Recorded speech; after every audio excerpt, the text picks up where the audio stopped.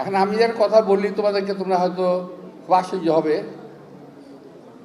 কথাটা হলো যে আমাকে চিনবে এবং আমি চিনব এমন লোকের সংখ্যাও কম। আমার সামনে আমার ছোট ভাইরা যারা আছো তোমরা আমার হয়তো টেলিভিশনে দেখে, পত্রিকায় দেখে, বিভিন্নভাবে আমার নাম শুনে হয়তো আমাকে জানতে পেরেছো, কিন্তু অনেকেই আমাকে ব্যক্তিগতভাবে ছিল না। আগে কিন্তু কুমিল্লার মোটামুটি সমস্ত কর্মীদেরকেই আমি কিংবা আমরা চিনতাম। এখন আর সেই সুযোগটা হয়ে ওঠে না, বয়সের কারণে আসাও হয় না, আর একটা বয়সের গ্যাপও আছে, সেই কারণে আসা হয় না, সম্পর্কটা গড়ে ওঠে না। এই জন্য বললাম যে ব্যক্তিগতভাবে পরিচিত হওয়া আর দূর থেকে পরিচিত হওয়া এক কথা নয়। তাই প্রিয় ভাইরা, তোমরা কিছু মনে করো না, আমরা আসলে ওল্ড মডেল হয়ে গেছি। এখন নতুন মডেলের যুগ, তো আমাদের এখন মিলিয়ে চলা খুব ডিফিকাল্ট আমাদের সবার সঙ্গে। তারপরও এখানে 2-4 জনকে দেখে ভালো লাগছে। আমি আর সকালে আসার পর প্রথম শুধুমাত্র আমি একজনকে দেখলাম, সেলিম সাহেবকে দেখলাম, তারপর কেউ নাই, কাউকে আমি চিনি না। তারপর আস্তে আস্তে সবাই মোটামুটি পরিচিত মুখ একজন আসছে, ভালো লাগছে। তা আমি আজকে আমাদের অ্যাক্টিং চেয়ারম্যান তারেক রহমানের যে কার্যক্রম, অর্থাৎ ওনার নির্দেশে যে কার্যক্রম যেটা হচ্ছে সদস্য সংগ্রহ অভিযান, এবং এটা যারা আজকে মানে পরিচালনা করছেন, দায়িত্ব নিয়ে কাজ করছেন, সবাইকে আন্তরিক শুভেচ্ছা ধন্যবাদ জানাচ্ছি। এটা কি উদ্বোধন ঘোষণা করতে হবে? এখনই করে দেবো? আচ্ছা, তার আগে আমি একটু কিছু কথা বলি দেশের বর্তমান অবস্থা সম্পর্কে। আমি আবার বলে নিচ্ছি, কথাগুলো আমার একান্ত ব্যক্তিগত।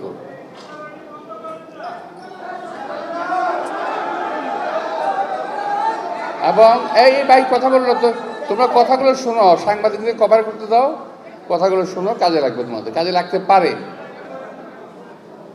যারা স্লোগান দিচ্ছিল সামনে, তাদেরকে বলছি, স্লোগান অবশ্যই রাজনীতিতে একটা অত্যন্ত প্রয়োজনীয় একটা বিষয়। স্লোগান ছাড়া রাজনীতি কখনো, রাস্তায় কখনো রাজনীতি করা যায় না, স্লোগান থাকতে হবে। তবে এই স্লোগানটা কখন কোথায় দিতে হবে এটা জানতে হবে। যখন তখন যে কোনো জায়গায় স্লোগান দেওয়া যাবে না, যখন তখন যে কোনো সময় প্রতিবাদও করা যাবে না। তোমরা এই যে সাংবাদিক ভাইদের উপস্থিতি নিয়ে একটু বিরক্ত হচ্ছে আমি জানি, দেখা যাচ্ছে না কিছুই, আমারও খারাপ লাগতেছে, কিন্তু উপায় নাই। তো আসলে ডায়াসটা করা উচিত ছিল যেভাবে, যাতে সাংবাদিক ভাইরা কভার করতে পারে, সেটা হয় নাই। তো যাই হোক, আজকে আমরা যখন এখানে সদস্য সংগ্রহ অভিযান শুরু করেছি, নতুন যারা সদস্য হবেন সবাইকে আমি চিনব না, হয়তো দেখবো না হয়তো, আর যারা নবায়ন করবেন তাদের মোটামুটি সবাইকে আমি চিনি। তা আমার কথা হলো যে যারা নাকি এই কথা ইতিপূর্বে বক্তারা বলেছেন, সদস্য সংগ্রহের ব্যাপারে আমাদের অত্যন্ত সাবধান থাকতে হবে। কিছু গোষ্ঠী আছে, কিছু লোক আছে যারা সুযোগ সন্ধানী, কোনো সময় রাজপথেও আসে নাই, মিছিলও করে নাই, মিটিংও করে নাই, হয়তো আমার সঙ্গে আপনার সঙ্গে একটা যোগাযোগ আছে কিংবা ছিল ব্যক্তিগত, কিন্তু সেই সুযোগ নিয়ে তারা বিভিন্ন অঞ্চলে বিভিন্ন সময়ে বিভিন্ন জায়গায় সুযোগ নিচ্ছে, চাঁদাবাজি করছে, দখলবাজি করছে, আর বিএনপির বদনামটা বিএনপির ঘাড়ে আসতেছে। ডিজাইন, এলিগেন্স, বিউটি, সেরা পণ্য সবার জন্য জেভিকো। এখান থেকে আমাদের সাবধান থাকতে হবে, এবং ওই শ্রেণীর লোককে সদস্য করা যাবে না। আর ছদ্মবেশী আওয়ামী লীগ তো নয়, এটাকে মাথায় রাখতে হবে। যে আমার এলাকা আমি দেখেছি, যখন কেউ গ্রেপ্তার হয়, পুলিশ আওয়ামী লীগ মনে করে গ্রেপ্তার করে নিয়ে গেল, মামলা আছে, কিন্তু আবার কিছু কিছু লোক বিএনপির গিয়ে তাদেরকে ছাড়ানোর চেষ্টা করছে। এটা সারা বাংলাদেশে এটা প্রচলিত। এখান থেকে আমাদেরকে বিরত থাকতে হবে। আমার যত ঘনিষ্ঠ বন্ধুই হোক, আপনাদের মনে রাখতে হবে, রাজপথে কিন্তু আমাদেরকে কেউ ছাড় দেয় নাই। যত ঘনিষ্ঠ বন্ধু হোক, আমাদেরকে গ্রেপ্তার করা হয়েছে, আমার জীবনে আমি অন্তত 13 বারের উপরে গ্রেপ্তার হয়েছি। আমার ভুল হতে পারে, কম বেশি হতে পারে, বহুবার জেল খেটেছি। এখানে যারা আছেন এখন নতুন পুরাতন কর্মী, তারা আমার মনে হয় এমন কেউ নাই যারা জেল খাটেন নাই, যারা এমন কেউ নাই যারা পুলিশ দ্বারা অত্যাচারিত হন নাই, এমন কেউ নাই যারা নাকি আওয়ামী লীগ দ্বারা অত্যাচারিত হন নাই। সেগুলো দয়া করে আপনারা মাথায় রেখে এই কার্যক্রমটা পরিচালনা করবেন। প্রিয় ভাইরা, বিএনপির অনেকেই ভাবছেন বিএনপির সুদিন, এখন কিন্তু বিএনপির সুদিন আসে নাই। আমাদের নেতা তারেক রহমান এখনও দেশে ফিরেন নাই কিংবা ফিরতে পারেন নাই। সমস্যা কিছু তো আছেই। অনেকে প্রশ্ন করেন তারেক রহমান সব দেশে আসেন না কেন, আর আমি উত্তরে বলবো উনি অবশ্যই দেশে আসবেন, যে কোনো সময় আসবেন, যথাসময়ে আসবেন। মাথায় রাখতে হবে, মাথায় রাখতে হবে আমাদের নেতা জিয়াউর রহমানকে হত্যা করা হয়েছে, আমাদের নেত্রী বেগম খালেদা জিয়াকে হত্যার প্রচেষ্টা চালানো হয়েছে, তাকে পয়জনিং করা হয়েছে। সুতরাং আমাদের এখন একমাত্র নেতা তারেক রহমান, তাকে আমাদের কি সাবধান রাখতে হবে, আমাদেরকে সযত্নে তাকে ধরে রাখতে হবে। তো প্রিয় ভাইরা, যারা প্রশ্ন করেন তারেক রহমান কেন আসেন না, তারেক রহমান এই 17 বছরে দেশে না এসেই বিএনপিকে অনেক বেশি শক্তিশালী করেছেন। সুতরাং তারেক রহমান সাহেব সকল সময় আমাদের সঙ্গেই ছিলেন, আছেন এবং থাকবেন। প্রিয় ভাইরা, আজকে আমরা যারা নাকি অনেক আশা করে সদস্য হব, বিএনপি তো ক্ষমতায় আছে, সুতরাং সদস্য হই, আবার বিএনপির ক্ষমতা না থাকে তখন যে আপনারা কোথায় যাবেন সেটা চিন্তা করে নেবেন। সামনে কিন্তু বিএনপির অনেক সমস্যা আছে। বিএনপির শত্রু ছিল দেশে আগে আওয়ামী লীগ, একা বিএনপি শত্রু ছিল। এখন বিএনপির কিন্তু দেশে অনেক শত্রু হয়ে গেছে, অনেক শত্রু, অনেক দল আজকে বিএনপির শত্রু। বিএনপি কাউকে শত্রু ভাবে না। আমি কি স্পষ্ট বলতে চাই, যারা বিএনপিকে শত্রু ভাবেন, বিএনপি কাউকে শত্রু ভাবে না। আমার নেতা শহীদ রাষ্ট্রপতি জিয়াউর রহমান যখন ক্ষমতায় ছিলেন, সকল দলের লোককে নিয়েই তিনি পার্লামেন্টটা গঠন করেছিলেন, আপনারা হয়তো জানেন না। আমি নিজে শহীদ রাষ্ট্রপতি জিয়াউর রহমানকে প্রশ্ন করেছিলাম, স্যার এই সমস্ত লোকদেরকে নিয়ে আপনি কেন একটা বদনামের পাত্র হচ্ছেন? অর্থাৎ উনি ওই সময় মশিউর রহমান, শাহজিউর রহমান, অর্থাৎ লেফট রাইট, বামপন্থী ডানপন্থী সবাইকে নিয়ে সরকার গঠন করেছিলেন, পার্লামেন্ট গঠন করেছিলেন। কিন্তু আমার কথার জবাবে তিনি বললেন যে দেখো, যে জাতিকে বিভক্ত রেখে কখনো দেশের উন্নয়ন করা যাবে না। শহীদ রাষ্ট্রপতি জিয়াউর রহমান কথাটা আমাকে বলেছিলেন, জাতিকে বিভক্ত রেখে দেশের উন্নয়ন করা যাবে না।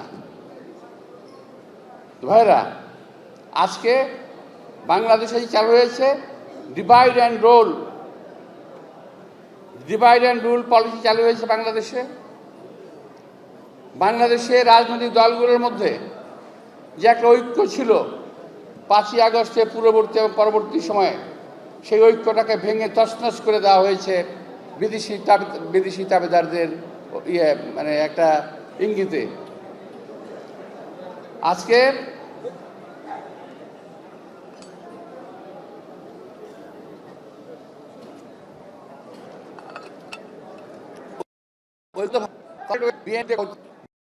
বিএনপির বিরুদ্ধে চাঁদাবাজি, দখলবাজি অভিযোগ করা হচ্ছে।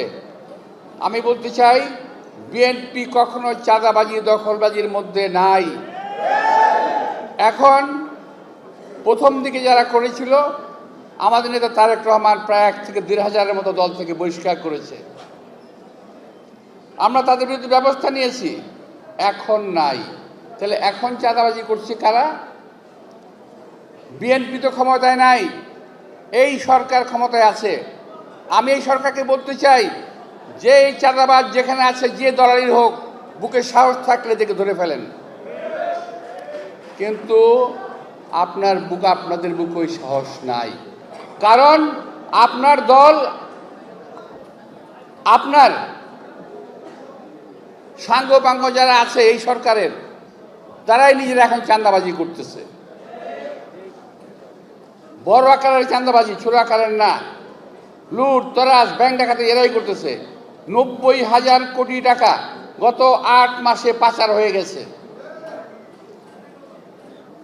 ভাই, এই অত্যাচারে তো আওয়ামী লীগকে আমরা তাড়িয়েছি, হাজার হাজার কোটি টাকা পাচার করেছে। এখন আমরা পাচারকারীদের পাল্লায় আছি। এখনো এই দেশ থেকে যাদের আজকে দেখেন দেশে কিন্তু শান্তি নাই। সবাই বলছে একমাত্র দেশে একটা বন্দনা এই সরকারের প্রশংসা করা। খেয়াল করে দেখবেন, আর পত্রিকা খুলে দেখবেন এই সরকারের বিরুদ্ধে কোনো কথা লেখা হচ্ছে না। কোনো পত্রপত্রিকায়, ইলেকট্রিক মিডিয়া, কোনো মিডিয়াতে সরকারের বিরুদ্ধে কোনো কথা নাই, সরকারের সমালোচনা নাই। মিডিয়ার আজকে স্বাধীনতা নাই। আওয়ামী লীগের সময় স্বাধীনতা ছিল না, আজকেও স্বাধীনতা নাই। একটাই কথা শুধু, বিএনপি বিএনপি আর বিএনপি। বিএনপি কি করছে, বিএনপি কি করছে আর বিএনপি কি করছে, এই বিএনপির বিরুদ্ধে লেগে আছে ওরা। কারণটা কি? ওরা ঘুমিয়ে ঘুমিয়ে স্বপ্ন দেখেন ওরা একটা বাস্তব স্বপ্ন দেখেন এবং ঘুম থেকে জেগে ওঠেন ভয়ে। সেটা হলো বিএনপি তো ক্ষমতায় আসতেছে, নির্বাচন দিলে বিএনপি ক্ষমতায় আসবে, এটা তারা নিশ্চিত হয়ে গেছে। অন্য সকল রাজনৈতিক দল ওরাও নিশ্চিত হয়েছে, এই সরকারও নিশ্চিত হয়েছে। কিন্তু এই কারণেই ওরা ঘুম থেকে উঠে যখন দেখে যে বিএনপি ক্ষমতায় আসবে, তখন তারা নির্বাচন দেওয়ার কথা আর বলতে চায় না। নির্বাচনের কথা বললেই গায়ে জ্বালা পড়া শুরু হয়ে যায়। মনে হয় নির্বাচন শব্দটা একটা অবৈধ শব্দ, নির্বাচন শব্দটা যেন উচ্চারণ করা যাবে না, নির্বাচনের কথা বলা যেন পাপ। আমরা গত 17 বছর আন্দোলন করেছি রাজপথে। কি জন্য ভাই? কথা বলার অধিকারের জন্য, গণতন্ত্রের জন্য, নির্বাচনের জন্য রাজপথে আন্দোলন করেছি। আমরা আন্দোলন করে আওয়ামী লীগকে দুর্বল করেছি। একটা সময় যখন দেখতে পেলেন, এই সরকারের কর্মকর্তারা দেখতে পেলেন যে বিএনপি তো আন্দোলনের ফল তো ঘরে তুলবে, তখন তারা হঠাৎ করে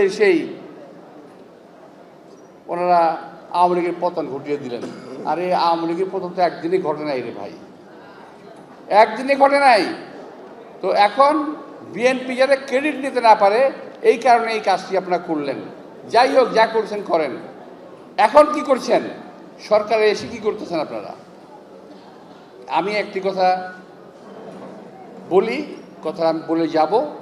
আমার কথা যদি ভুল হয়, আমি আশা করব সরকারের কোনো লোক আমার কথাকে কারেকশন করবেন। আমার বদ্ধমূল ধারণা, বাংলাদেশের স্বাধীনতা সার্বভৌমত্বকে যে রক্ষার জন্যে শহীদ রাষ্ট্রপতি প্রাণ দিয়েছেন, যে রক্ষার জন্যে আমার নেত্রী বেগম খালেদা জিয়া এত বছর জেল খেটেছেন, যিনি আজকে মৃত্যুর মুখোমুখি, যেই স্বাধীনতার কারণে আমার নেতা তারেক রহমান দেশের বাইরে আছেন, সেই স্বাধীনতার সার্বভৌমত্ব আজকে হুমকির মুখে। শুধু একটি কথা আমি স্পষ্ট বলতে চাই, আগে আমরা ছিলাম, কি বলবো এটাকে, আবার তো সমালোচনা হবে হোক। আগে আমরা ছিলাম কুকুরের মুখে ছিলাম আমরা আগে, এখন ভাই বাঘের মুখে পড়েছি। এই কথাটা আপনাদেরকে অনুধাবন করতে হবে। কুকুরের মুখ থেকে বাঘের মুখে পড়েছি। সিন্দাবাদের বুড়ো আমাদের ঘাড়ে চেপে বসেছে, ঘাড় থেকে আর নামতে চান না, ওনাকে ঘাড় থেকে ঝাঁকে দিয়ে নামাতে হবে। আমাদের নির্বাচন হাসিল করতে হবে, আদায় করে নিতে হবে।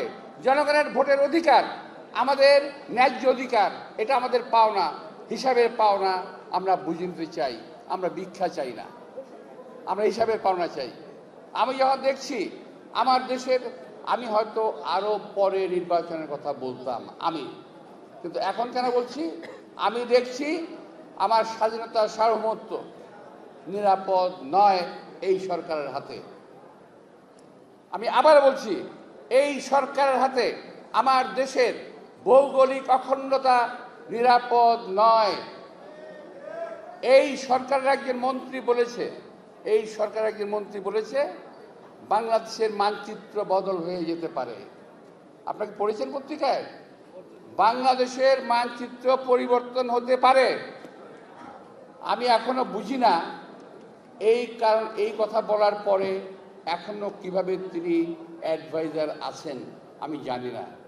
যদিও যিনি বলেছেন আমার অত্যন্ত একজন প্রিয় পাত্র, কিন্তু আমার কথাটা হলো মানচিত্র বদলের কথাটা আসলো কেন?